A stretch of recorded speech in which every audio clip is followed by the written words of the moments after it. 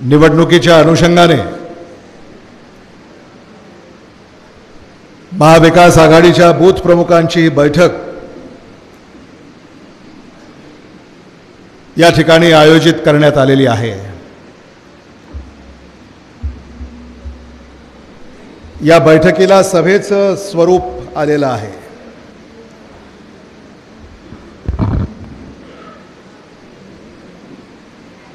आपले लोकप्रिय उमेदवार ओमराजे निंबाळकर यांना मी भारत देशाच्या या सार्वत्रिक निवडणुकीचे आणि विशेषतः धाराशिव लोकसभा मतदारसंघातून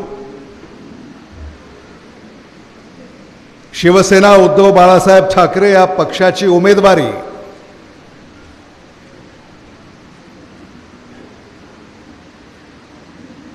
त्यांना मिळाली आणि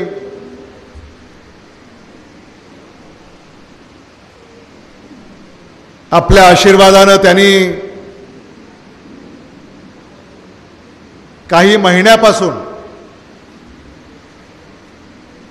प्रचाराच्या कामाला सुरुवात केली।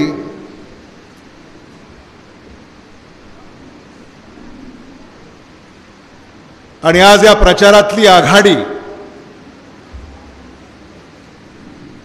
या महाविकास आघाडीच्या मेळाव्यामधून आपल्या सगळ्यांनाच पाहायला मिळते, अनुभवायला मिळते।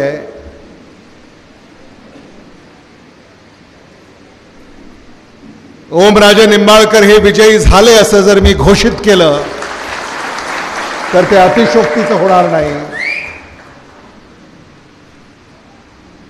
हे मला मुद्दामून या ठिकाणी सांगितलं पाहिजे।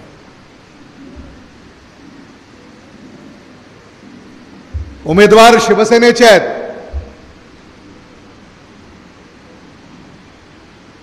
पण भारावून गेलेत राष्ट्रवादी काँग्रेस पक्षाचे आणि काँग्रेस पक्षाचे।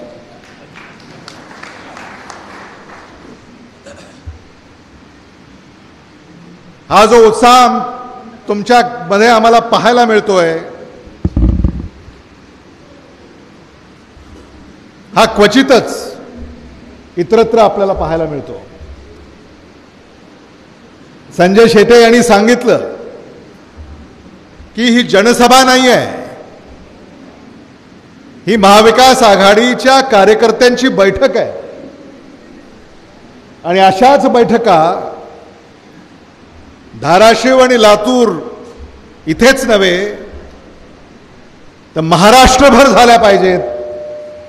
हा जो विचार तुम्ही या ठिकाणी व्यक्त केलेला आहे त्याचं मी स्वागत करतो। देशाच्या सार्वत्रिक निवडणुकांकडे आपल्याला गांभीर्यानं पाहावं लागेल। देशाचं भवितव्य घडवणारी ही निवडणूक आहे। या देशाची सूत्र कोणाच्या हाती द्यायची आहेत याची ही निवडणूक आहे। अनेक पक्ष प्रचार करतील,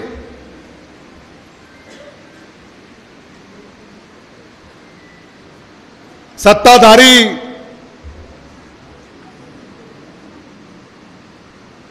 भारतीय जनता पक्षाने स्वबळाचा नारा दिला होता, आपण विसरलेले नाही आहोत।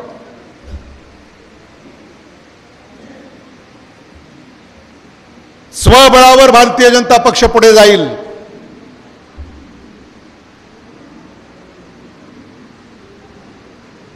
पण ते काही शक्य झालं नाही।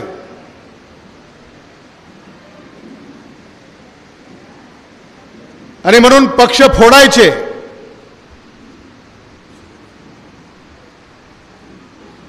आमदार खासदार विकत घ्यायचे आणि सत्ता स्थापन करायची, हे धोरण यांनी स्वीकारलं। महाराष्ट्रामध्ये पाठिंबा जेव्हा कमी होतोय असं जाणवलं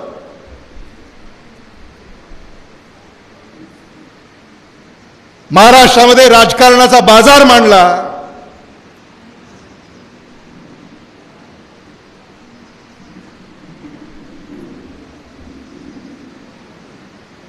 आमदार खासदार यांची खरेदी विक्री सुरू झाली।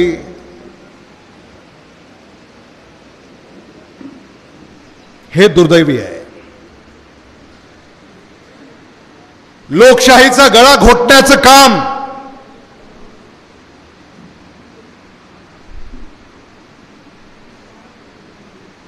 ज्यांच्याकडे सत्ता आहे ते पक्ष जमा करतात, तेव्हा सामान्य माणसाला बदल घडवावा लागतो आणि तो बदल घडवण्यासाठी आपण इथं एकत्रित आलेले आहोत। हा विचार आपण साऱ्याने मिळून दृढ केला पाहिजे आणि धाराशिव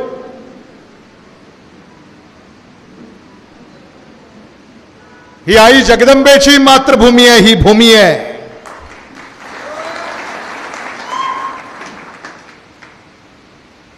आणि म्हणून या निवडणुकीमध्ये महाविकास आघाडी याच्या विजयाची सलामी जेव्हा होईल तेव्हा ती धाराशिव पासून सुरू झाली पाहिजे, हे आपण समजून घेतलं पाहिजे। महाराष्ट्राचं आराध्य दैवत छत्रपती शिवाजी महाराज यांनी स्वराज्याची स्थापना याच भूमीतून प्रेरणा घेऊन केली, हे आपण अजूनही विसरलेले नाही आहोत। या भूमीचं एक आगळं वेगळं महत्त्व आहे।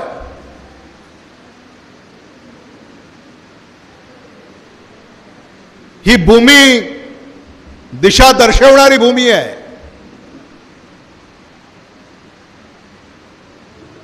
मी देखील आज धाराशिव जिल्ह्यातून आपण सारेच प्रेरणा घेतोय आणि धाराशिव लातूर हे काही वेगळं नाही। ओमराजे निंबाळकरांना मी आश्वस्त करू इच्छितो की धाराशिव लोकसभेच्या मताची मोजणी जेव्हा होईल तेव्हा लातूर जिल्ह्याचा औसा ही विधानसभा ही सर्वाधिक मताधिक्य तुम्हाला देईल, ही खात्री या निमित्तानं मी देऊ इच्छितो। कारण आम्ही भारतीय राष्ट्रीय काँग्रेस, राष्ट्रवादी काँग्रेस पक्ष आणि शिवसेना म्हणजे इतर आमचे मित्र पक्ष आहेत, Aam Aadmi party, communist party of India, Samajwadi party, Shetkari Kamgar पक्ष यांना देखील आपल्याला आपल्या बरोबर घ्यावं लागेल आणि या सगळ्याची एकत्रितपणे शक्ती आपल्याला आपल्या उमेदवाराच्या पाठीशी खंबीरपणे उभी करावी लागेल, हे मला मुद्दामून या ठिकाणी सांगितलं पाहिजे। जे पक्ष संविधान बदलायला निघालेले आहेत त्यांना वेळीच रोखलं पाहिजे। असं म्हणतात भारतीय जनता पक्षाची पुन्हा देशामध्ये सत्ता आली तर निवडणुकाच होणार नाहीत। आपणही विचारात पडतो, भारतामध्ये निवडणुका कधी होणार नाहीत असं कधी होईल? पण स्थानिक स्वराज्य संस्थांचं झालंच ना।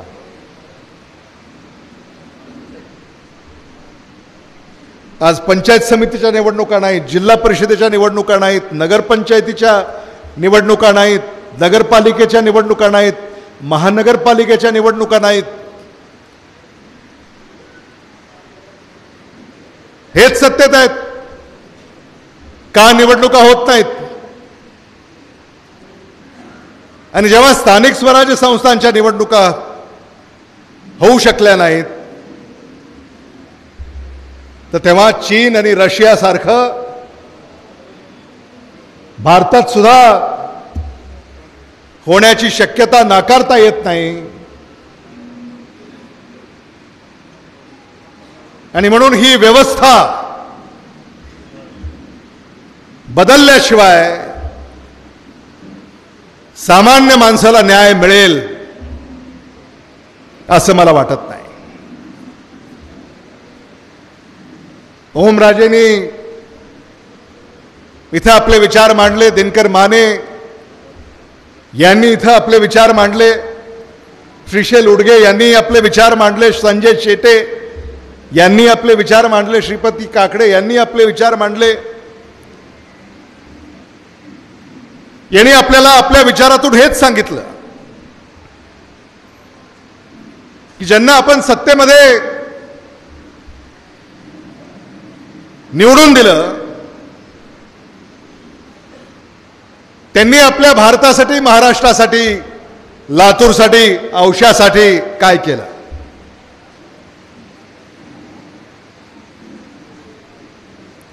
हे करणार, ते करणार, हे झालं, ते झालं, एवढा निधी आला, तेवढा निधी आला. निधीवर जोर आहे. निधी. राज्याचे नेते सुद्धा म्हणतात निधीसाठी आम्ही सरकारमध्ये गेलो. कुठे आहे विचार, कुठे आहे तत्व, कुठे आहे धोरण, कुठे आहे कार्यक्रम. किमान लाजे खातर सामान्य माणसाच्या अडचणी दूर करण्यासाठी आम्ही सत्तेत गेलो एवढं जरी म्हणाले असते तरी आब राहिली असती. पण निधीसाठी गेलो. आणि या निधीचं काय होतं हे दिनकर मानेने आपल्याला सांगितलं. एक खिडकी योजना कसं काय जमतं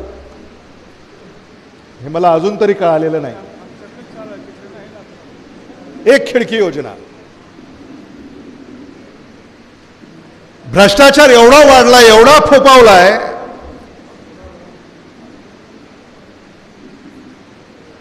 सामान्य माणसं भरडून निघालेत. ओमराजे आता तुमचा तर एवढा दांडगा जनसंपर्क आहे.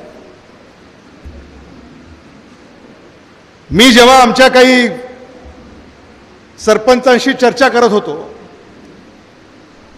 तेव्हा ते असं म्हणाले की एखाद्या शेतकऱ्याला शेतामध्ये गोठा जरी पाहिजे असला तरी त्याचा दर 10,000 रुपये आहे. गोठा.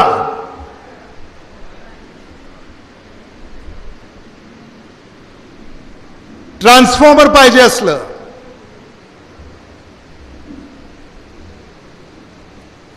त्याचाही दर ठरलेला आहे. आणि पुन्हा सूचना आहे की पट्टी करा. घरकुल, विजेचं कनेक्शन, डीपी, विहीर, शेळ्या, मेंढ्या, म्हशी, गाई, कुठल्याही योजनेला पैसे मोजल्याशिवाय सामान्य माणसाला योजना मिळत नाही. हे या महायुतीचा कारभार या महाराष्ट्रामध्ये सुरू आहे. याला कुठेतरी रोखण्याची वेळ आलेली आहे.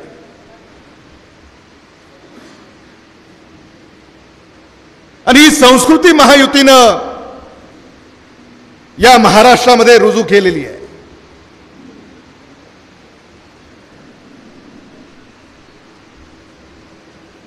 हे आपण बदलणार आहोत की नाही. आदरणीय विलासराव देशमुख साहेब या राज्याचे 8 वर्ष मुख्यमंत्रीवर राहिले. त्या काळामध्ये कधी सामान्य माणसाला एखाद्या योजनेसाठी पैसे मोजावे लागत होते असं चित्र कधी आम्ही ऐकलं नाही, पाहिलं नाही, अनुभवलं नाही. विकासाची गंगा सामान्य माणसाच्या दारापर्यंत खेचून आणण्याचं काम त्या काळामध्ये आपण साऱ्यांनी केलं. आणि आज मात्र विकासाची गंगा सामान्य माणसाच्या दारापर्यंत येण्या अगोदरच त्या गंगेचं पाणी कुठं कुठं मुरतंय हे आपल्या सगळ्यांना ठाऊक आहे.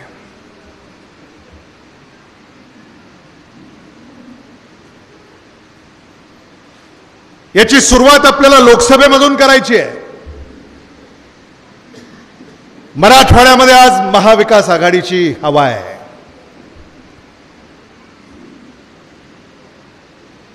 मराठवाड्यामध्ये 8 जागा आहेत आणि 8 पैकी 8 जागांवर महाविकास आघाडीचा विजय झाला तर आश्चर्य वाटून घेऊ नका.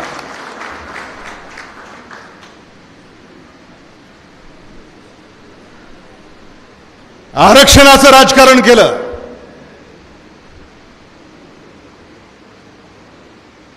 धर्माधर्मामध्ये द्वेष, जाती जातीमध्ये द्वेष, मागेल त्याला शेततळं अशी योजना होती. मागेल त्याला शेततळं. आणि याच सत्ताधाऱ्यांनी मागेल त्याला आरक्षण ही सुद्धा योजना सुरू केली. मराठा आरक्षण, धनगर आरक्षण, लिंगायत आरक्षण, मुस्लिम आरक्षण,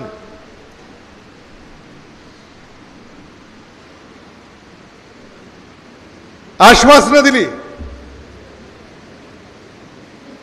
शपथा वाहिल्या. पण आज कोणत्या समाजाचं समाधान होऊ शकलेलं आहे? सारे समाज रस्त्यावर आहेत.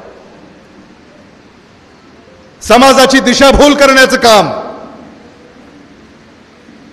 या सत्ताधाऱ्यांनी केलं.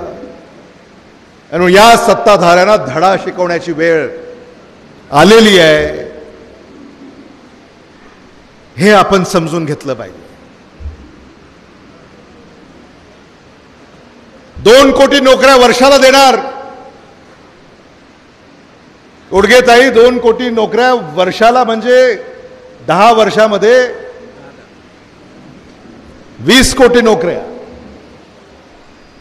20 कोटी नोकऱ्या 10 वर्षामध्ये सत्ताधाऱ्यांनी दिल्या असत्या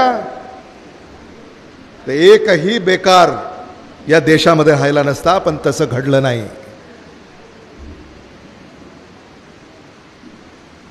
जुमला होता असं म्हणतात. जुमला 15 लाख रुपये प्रत्येकाच्या बँक खात्यावर जमा करणार जुमला होता. शेतीमालाला हमी भाव देणार जुमला होता. महिलांची सुरक्षा करणार जुमला होता.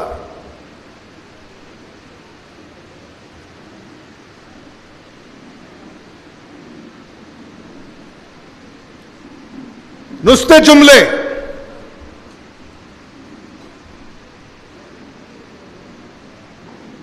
एवढी फसवणूक या सत्ताधाऱ्यांनी केली.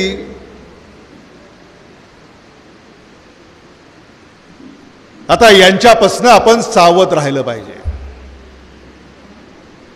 पारदर्शक कारभार असं सत्ताधाऱ्यांनी सांगितलं.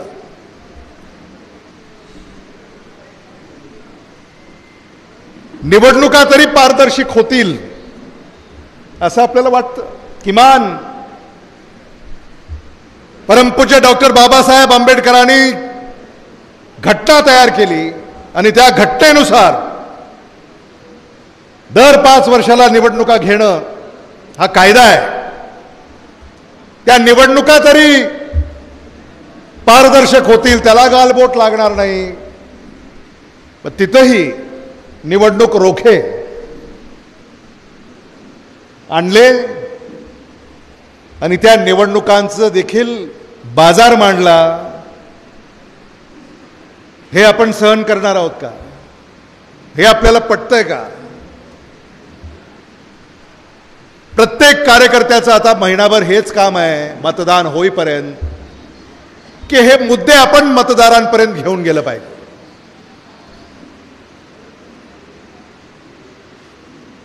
तुमच्यापर्यंत अनेक मुद्दे आलेले आहेत. सोशल मीडिया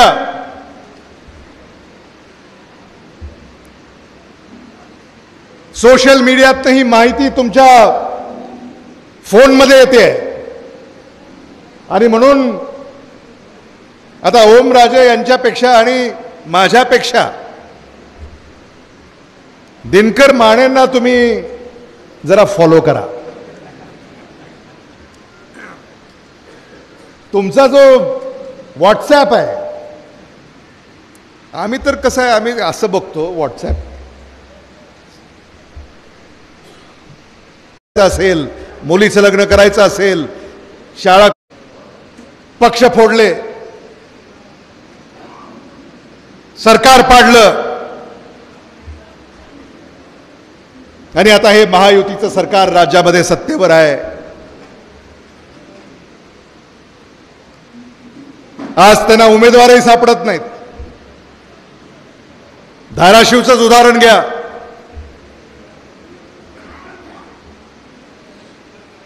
भारतीय जनता पक्ष, राष्ट्रवादी काँग्रेस पक्ष, अजित पवार, शिवसेना, एकनाथ शिंदे,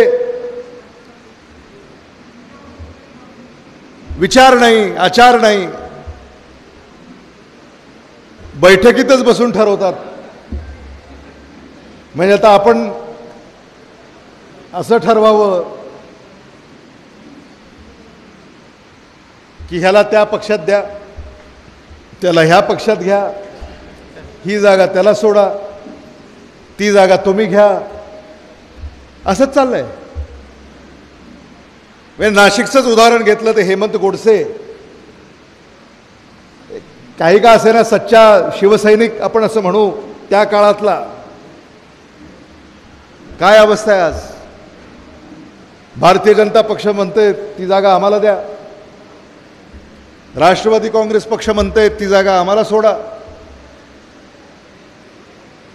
असं हे राजकारण महाराष्ट्रामध्ये सुरू आहे. अशा राजकारणाला आपण बळी पडणार आहोत का? तुमचा विचारच नाही, सामान्य माणसाचा विचारच नाही. सामान्य माणसासाठी काय कार्यक्रम आहे?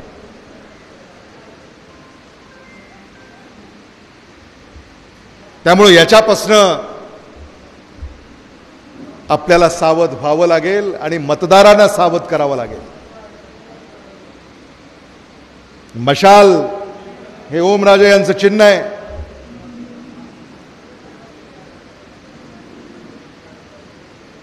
आणि तुतारी हे संजय शेटे यांचं चिन्ह आहे.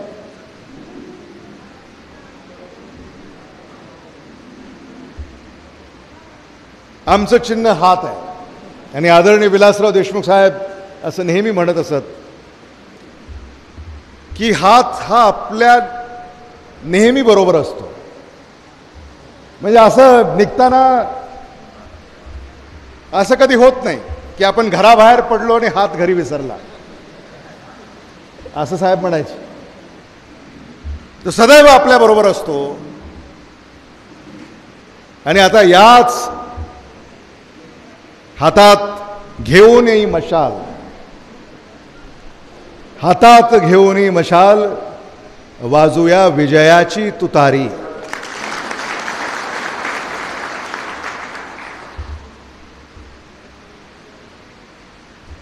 जो होता है वो अच्छे के लिए होता है असं आपण म्हणूया. आणि मशाल सुद्धा शिवसेनेच्या धगधगत्या विचाराचं प्रतीक आहे. हे विचार धगधगते आहेत, धगधगत्या विचाराचं प्रतीक आहे.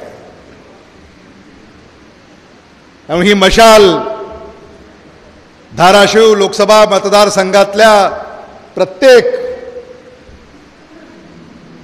घरामध्ये आपल्याला घेऊन जायची आहे.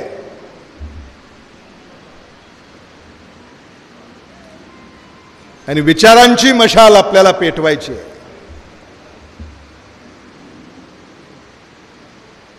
आई तुळजाभवानीच्या मंदिरामध्ये सुद्धा जेव्हा जागर होतो तिथेही मशालीचा उपयोग केला जातो. आणि आपल्याला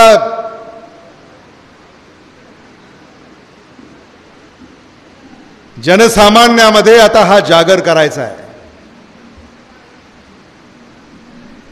आणि आता हे आमचे मित्र पक्ष आहेत. आता लातूरलाही काही कार्यक्रम असला, हात तर आम्ही विसरत नाही कारण आमच्याबरोबर असतो, पण मशाल आणि तुतारी सुद्धा आम्ही विसरत नाही. त्यामुळं मशाल आणि तुतारी ही लातूर लोकसभा मतदारसंघामध्ये सुद्धा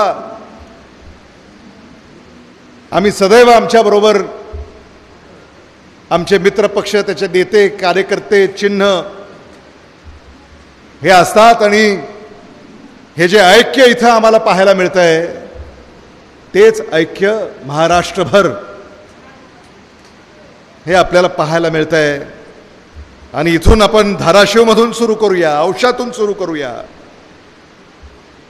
आणि इथंच लोकसभेच्या निवडणुकीमध्ये आम्हाला थांबायचं नाही, विधानसभेची सुद्धा तयारी आपण या क्षणापासूनच केली पाहिजे. आणि महाराष्ट्रामध्ये सर्वसामान्यांचं सरकार कसं निवडून येईल यासाठी आपण कामाला लागलं पाहिजे. व्यासपीठावरचे आमचे सगळे व्यासपीठासमोरचे तर सारे एक झाले. व्यासपीठासमोरचे सारे एक झाले का सांगा जरा, हात वर करून त्यांना सांगा तर हात वर करून झाले का? अहो हात वर करा काकडे. श्रीपती काकडे म्हणजे काय भारी व्यक्तिमत्व आहे, फार उशिरानं असते. एक आहोत आपण. येस. आणि हेच ऐक्य, हीच एकता ही महाराष्ट्रामध्ये उद्या.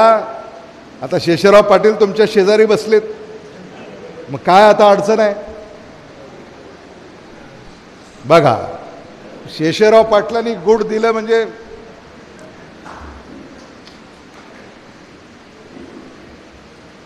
तेव्हा आम्ही सगळे एक आहोत. व्यासपीठावरचे सारे नेते प्रामाणिकपणे, हेच धाराशिवमध्ये, हेच लातूरमध्ये, हेच नांदेडमध्ये, हेच बीडमध्ये, हेच जालन्यामध्ये, हेच हिंगोलीमध्ये, हेच परभणीमध्ये आणि हेच छत्रपती संभाजीनगरमध्ये. आमचा लढा हा तुमच्यासाठी आहे. हा काही आमच्यासाठी हा लढा आम्ही लढत नाही आहोत.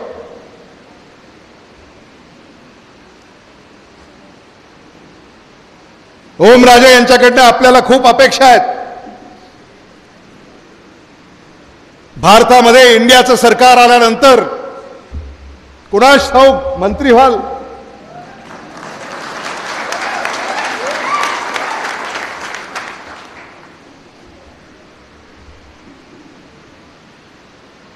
आता सर्वेक्षण बाहेर येत आहेत. संजय शेटे यांनी सांगितलं, अर्थमंत्री निर्मला सीतारामन यांचे पती जे अर्थतज्ञ आहेत, त्यांनी असं भाकीत केलंय की एनडीए 230च्या वर जाणं हे कठीण आहे.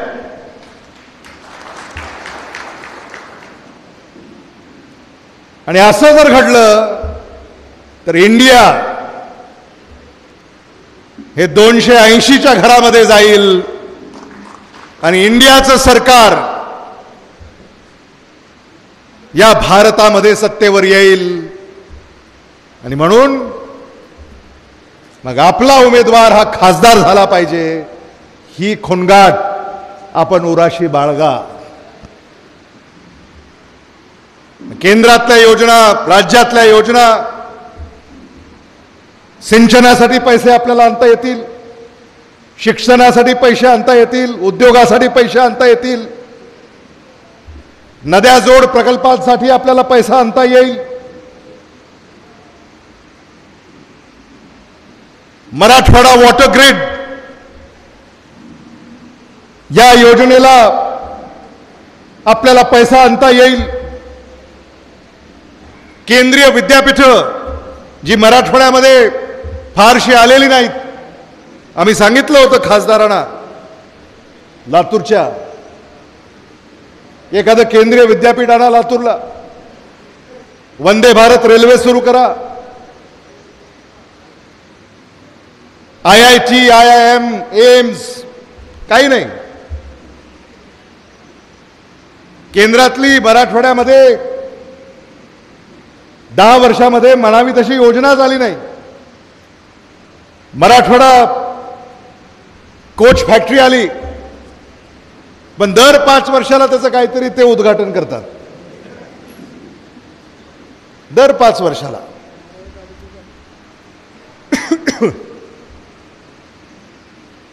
आणि म्हणून मला असं वाटतं की लोकसभेच्या निवडणुका झाल्यानंतर निकाल लागल्यावर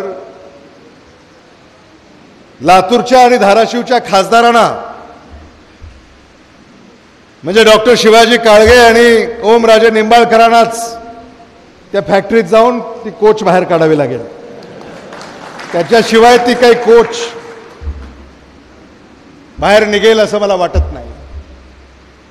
तिथं नोकऱ्या मिळणार होत्या याच जिल्ह्यातल्या म्हणजे मराठवाड्यातल्या तरुणांना, नोकऱ्या नाहीत.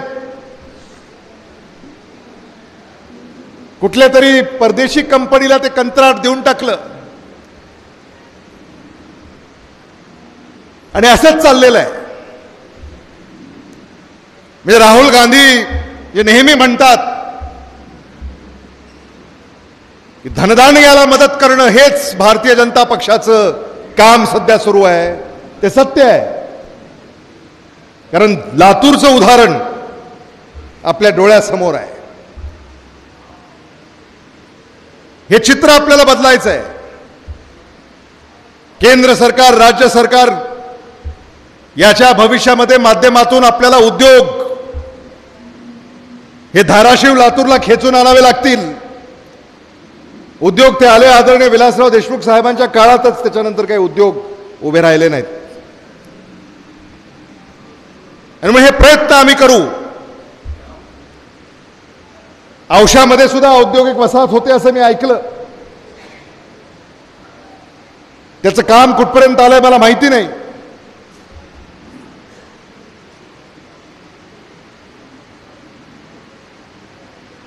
पण हे सगळे राज्यकर्ते व्यावसायिक झालेले आहेत. ती जुनी, आता काहीतरी नवी होते असं मी ऐकतोय. आता खासदारांकडे म्हणजे औसा पॉइंट जो आहे, औसा चौक, तिथं जी वाहतुकीची कोंडी होते सारखी, तिथं जो काही उड्डाणपूल करायचा आहे, तर मला असं वाटतं आपण निवडून आल्यानंतर भारत सरकारकडनं तिथं उड्डाणपूल व्हावा अशी सामान्य माणसाची मागणी आहे. फक्त त्या भिंती होऊ नयेत असं त्यांचं म्हणणं आहे. म्हणजे पिलर्स, कॉलमवर, जेणेकरून तिथला जो व्यापार आहे त्या व्यापारावर कुठली गदा येणार नाही अशी सामान्य माणसाची अपेक्षा या निमित्तानं आहे. औशामध्ये आपल्याला विशेष लक्ष द्यावं लागेल, कारण आपण धाराशिव जिल्ह्याचे आहात आणि औसा हा लातूर जिल्ह्याचा भाग आहे.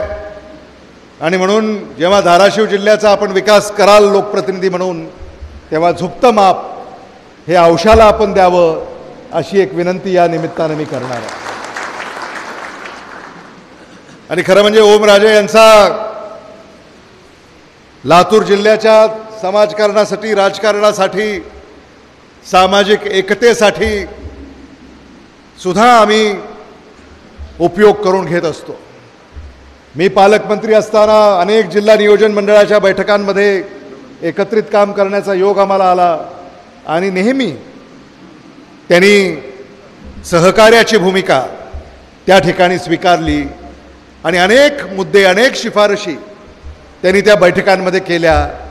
आणि आम्हालाही त्या काळामध्ये त्यांच्या शिफारशी, एखाद्या गावामध्ये पाईपलाईन करायची, एका गावाला रस्ता द्यायचा आहे, एखाद्या गावामध्ये सभागृह द्यायचं आहे, एखाद्या गावामध्ये DP द्यायचा आहे, ही जी काही सगळी आपली चर्चा व्हायची त्याला आम्ही सरळ हातानं महाविकास आघाडीचा धर्म पाळून त्यांना मदत केलेली आहे. हे देखील मला मुद्दामून या ठिकाणी सांगितलं पाहिजे. आणि हे नातं, हे महाविकास आघाडीचं नातं हे अधिक सक्षम कसं होईल हे आपल्याला येणाऱ्या काळामध्ये पाहावं लागेल. हे मला मुद्दामून या ठिकाणी सांगितलं पाहिजे. लातूरमध्ये देखील शिवसेना असेल, राष्ट्रवादी काँग्रेस पक्ष असेल, आमच्या खांद्याला खांदा देऊन ते या लोकसभेच्या निवडणुकीमध्ये कार्यरत आहेत. आणि मी देखील आपल्याला आश्वस्त करू इच्छितो की जिथे राष्ट्रवादी काँग्रेस पार्टी, जिथं शिवसेना आघाडीवर आहे, तिथं त्यांच्या खांद्याला खांदा लावून काँग्रेसचे नेते आणि कार्यकर्ते जीवाचं रान केल्याशिवाय राहणार नाहीत. हे देखील मला मुद्दामून या ठिकाणी सांगितलं पाहिजे. यापेक्षा अधिक भाष्य करण्याची आवश्यकता आहे असं मला वाटत नाही. बऱ्याच वेळापासून आपण या ठिकाणी उपस्थित आहात. संध्याकाळी कासार शिर्शीला असाच एक मेळावा आपण आयोजित केलेला आहे आणि तिथं आपल्याला सगळ्यांनाच त्या ठिकाणी जायचं असल्यामुळे आपण मोठ्या संख्येनं या ठिकाणी उपस्थित राहायला याबद्दल मी मनापासूनचे आभार व्यक्त करतो. आणि या धाराशिव लोकसभेच्या निवडणुकीसाठी आमचे स्नेही ओमराजे निंबाळकर जे शिवसेना उद्धव बाळासाहेब ठाकरे पक्षाचे अधिकृत उमेदवार आहेत, महाविकास आघाडीचे ते नेते आहेत, त्यांना माझ्या आणि आपल्या सगळ्यांच्या वतीनं हार्दिक हार्दिक शुभेच्छा व्यक्त करतो. थांबतो. धन्यवाद. जय हिंद, जय महाराष्ट्र.